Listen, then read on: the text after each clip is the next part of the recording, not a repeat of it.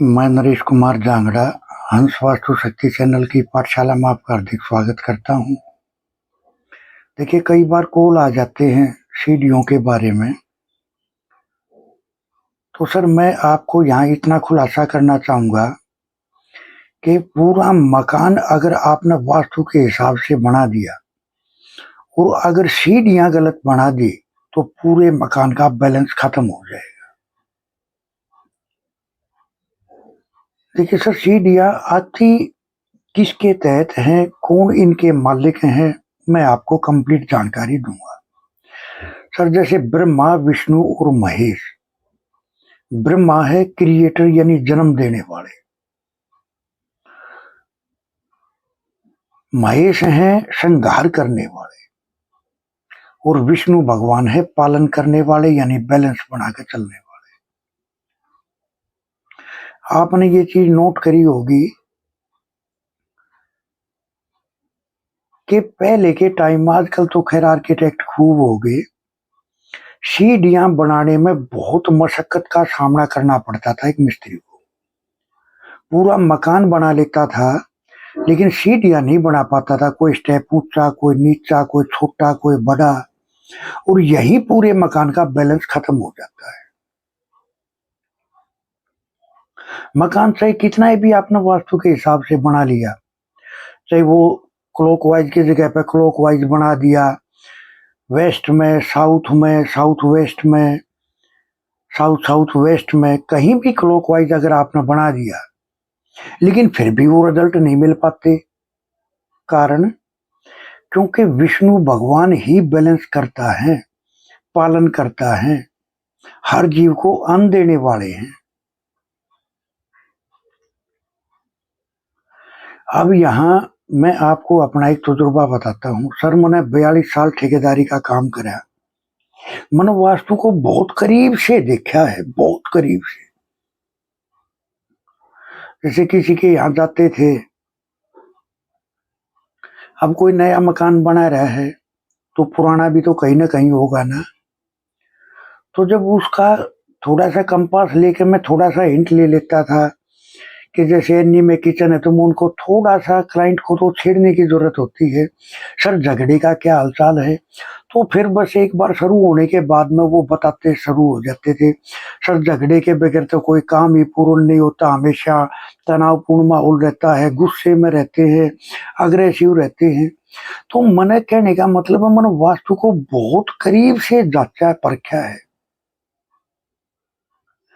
तो एक दफा मेरे पास एक मिस्त्री काम करता था। अब गांव में गटर के मकान बनते हैं, छत में लोहे के गटर लगा देते हैं। तो उनका फार्मूला क्या है, यम, जम और राज। यानी राज पे अगर गटर आए तो वो मकान सुख और समृद्धि का प्रवेश लेकर आता है। लेकिन अगर जम पे आ गए, जम यानी दुश्मन, यानी दुश्मन सर पे सवार हो गया, और जब दुश्मन ही अगर सर पर सवार हो जाए तो सुख समृद्धि कहां से होगी। तो एक बार वो मिस्त्री मेरे को बोला कि सर, मैं अपना मकान बनाऊंगा और अपने गटर को जम पर रखूंगा। जम जैसे, अगर एक गटर है तो यम, दूसरा गटर है तो जम, यानी 2 है या 5 है, तो इस क्वांटिटी में अगर आप गिनती करके चलोगे 3-3 की रेशो में, तो आपको पता चलेगा कौन सी चीज शुभ है, कौन सी अशुभ है। तो उसने क्या करा, उसने अपने पूरे हर कमरे में 5-5-5-5 गटर, गैलरी में 2 गटर ऐसे चढ़ा दिए। बड़ा अच्छा काम चल रहा था उनका पहले। लेकिन जब जैसे ही साल, 1.5 साल, 2 साल का टाइम होया, तो जब चढ़ाए तो मेरे को बोलता था, सर मेरे को तो कुछ नहीं हुआ। तुम उसको बोलता था, भाई देखो अभी तन बीज डाला है, तो बीज अभी वो पौधा बनेगा, फिर वृक्ष बनेगा, फिर फल देने शुरू करेगा। तो वास्तु भी ऐसे ही है, ये भ्रमित कर देता है इंसान को। कैसे, जब भी कोई नया मकान बनता है तो 2 साल से 2.5 साल के बीच में वो अच्छे परिणाम देता है, और फिर वो ऐसे करता है जैसे आदमी को बगैर पैराशूट के एक बार आकाश की ऊंचाई में ले गया, फिर बगैर पैराशूट के आसमान में छोड़ दिया, तो उसकी क्या हालत होगी आप जानते हो। तो सेम उसके साथ भी ऐसा ही हुआ। काम धंधा ठप, हेल्थ खराब, मान सम्मान खराब, परिवार में पड़ोसियों से, समाज से, रिश्तेदारी से कनेक्शन खत्म, यानी सब कुछ डूबना शुरू हो गया। उसकी बीरबानी को अर्थराइटिस की समस्या होगी, यानी हेल्थ की बहुत सारी दिक्कतें आनी शुरू होगी। तो सर सीढ़ियों का ये एक इतना रहस्यमय संसार है।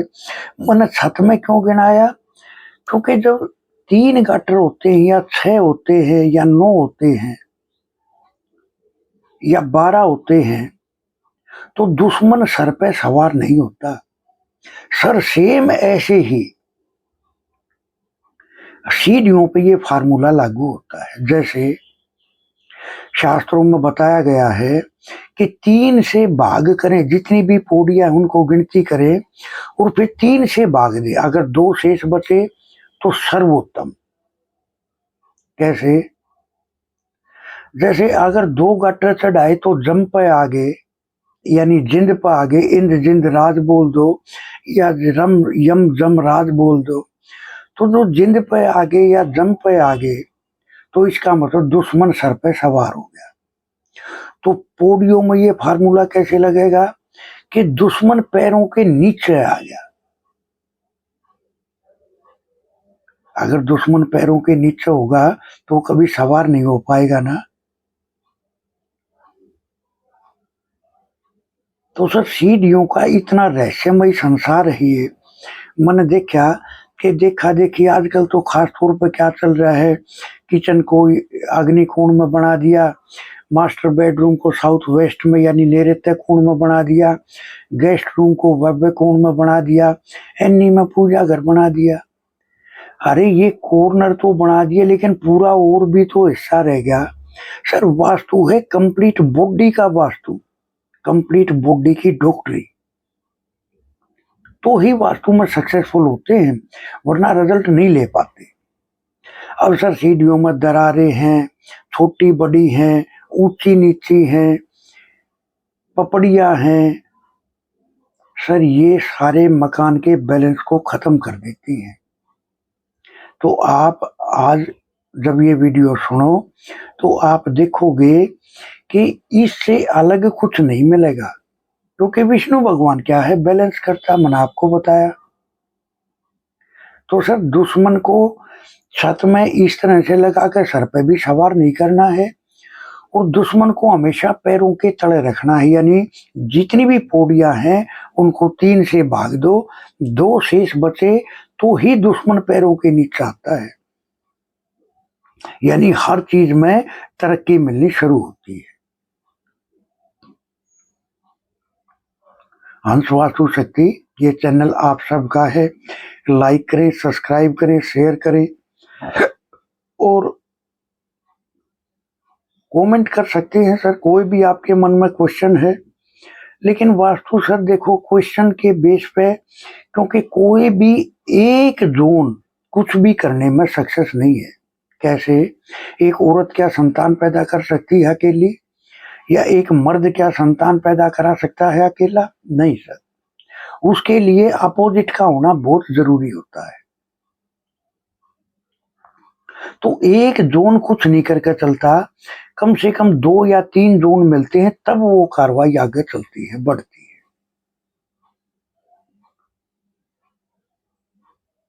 तो इसी रहस्यमय दुनिया में प्रवेश करने के लिए, सीखने के लिए आप हमारे से संपर्क कर सकते हैं। वास्तु के एडमिशन ओपन है। थैंक यू, धन्यवाद, नमस्कार, जय हिंद, जय भारत।